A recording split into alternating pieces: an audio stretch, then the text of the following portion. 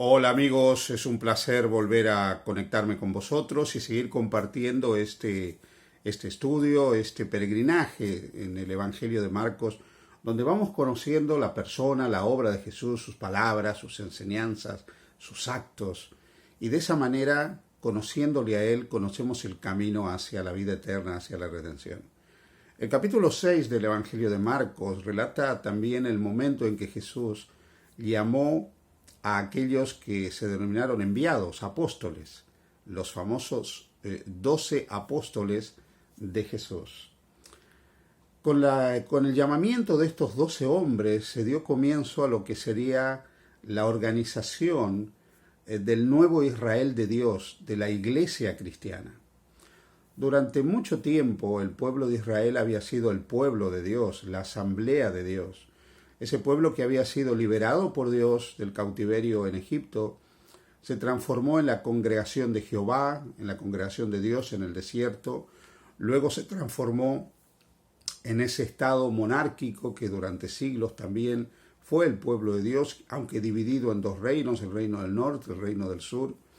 Era el pueblo de Dios, con sus luces, con sus sombras, el pueblo a través del cual Dios dio el mensaje de que vendría el Mesías, anunció la llegada del Mesías a través de los profetas de Israel y los profetas de Judá, y finalmente esas profecías se cumplieron con la venida de Jesús.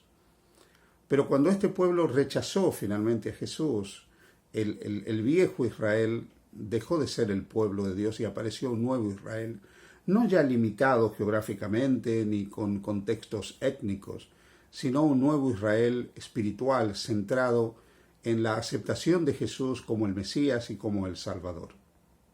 Cuando él llamó a los 12, inició la organización de este nuevo Israel.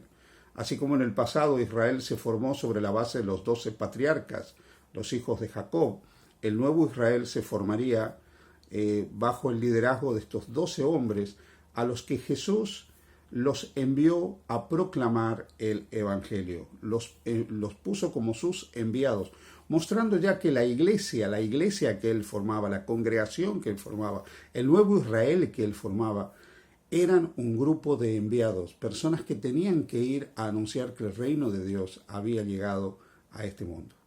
El capítulo 6, versículos 11 en adelante dice: «Y si en algún lugar no os recibieren ni os oyeren, salid de allí, y sacudid el polvo que está debajo de vuestros pies para testimonio a ellos. De cierto os digo que en el día del juicio será más tolerable el castigo para los de Sodoma y Gomorra que para aquella ciudad».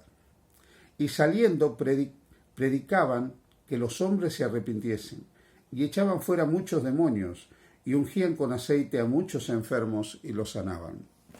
Quiero que por un momento penséis conmigo en estas palabras de Jesús cuando Él se dirige a ellos. Si en algún lugar no os reciben, sacudid aún el polvo que está debajo de vuestros pies. Quiero que penséis que estos hombres iban predicando a Jesús, iban anunciando que en la persona de Jesús el reino de Dios había llegado, que la salvación se había hecho cercana a cada ser humano a través de Jesús. Y luego Jesús dice: será más tolerable el castigo contra Sodoma y Gomorra que contra aquella ciudad o aquellas personas que rechacen el mensaje del Evangelio. ¿Te has puesto a pensar en esto alguna vez? A veces hemos tomado a Sodoma y a Gomorra como las ciudades símbolos de la maldad, del pecado, como símbolo del rechazo a la soberanía de Dios, como símbolo de todo lo antinomiano, de todo lo opuesto a la ley de Dios, de la perversión y del mal. Pero de pronto ahora Jesús nos está pintando un panorama diferente. Nos está diciendo que es mucho más horrendo, mucho más duro, mucho más trágico rechazar el Evangelio que los pecados que tenían los habitantes de Sodoma y Gomorra. ¿Por qué? Porque finalmente los pecados de Sodoma y Gomorra eran pecados asociados a la naturaleza del ser humano, a las miserias del ser humano, a las tendencias y prácticas equivocadas de los seres humanos. Esos pecados lamentablemente llevaron a los habitantes de Sodoma y Gomorra a vivir fuera de la gracia de Dios, del amparo, de la misericordia y de la gracia de Dios, y se expusieron finalmente a las desgracias y desastres de este mundo. Cuando Jesús está diciendo que en el día del juicio será más tolerable lo que ellos reciban por lo que han hecho que aquellos que rechazan el mensaje de salvación, está mostrando que el Evangelio es una cosa seria. Rechazar el mensaje del Evangelio es rechazar a Jesucristo, porque el Evangelio en última instancia no es algo, es alguien, es Jesús. Jesús es el centro del Evangelio. Jesús es el centro del mensaje del reino de Dios. Cuando hablamos del reino de Dios, estamos hablando de Jesús, que ha establecido ese reino entre nosotros. Así que rechazar el mensaje del Evangelio, el mensaje del reino, es rechazar a Jesús. Y rechazar a Jesús es rechazar la gracia de Dios. Ahora, déjame que te recuerde la importancia de la gracia. La gracia es ese favor inmerecido de Dios para con nosotros que nos trae finalmente la salvación. Dios anhela salvarnos a cada uno de nosotros. Y esa salvación es el resultado de su gracia. Y esa salvación es motivada por el amor de Dios. Su gracia es motivada por su amor. Su compasión, su misericordia, es una evidencia del amor que Él tiene. Dios nos ama de una manera tan enorme, tan grande, tan incomprensible para nosotros, que quiere salvarnos a toda costa, como dé lugar. Dios no quiere que nosotros perezcamos. Dios quiere compartir la eternidad con nosotros. No quiere aniquilarnos, no quiere destruirnos, no quiere que desaparezcamos. Dios quiere que vivamos eternamente. Y como su corazón, lleno de amor por nosotros, desea que nosotros podamos compartir con Él la eternidad, Él decidió hacer todo lo que podía hacer para que eso sea real. Y el Verbo se hizo carne y habitó entre nosotros. Y vimos su gloria, gloria como del unigénito del Padre, lleno de gracia y de verdad. La gracia de Dios se manifestó en Jesús. La bondad, la misericordia, esa compasión de Dios por el ser humano se manifestó en Jesús. Es en Jesús donde Jesús nos dice que nos ama.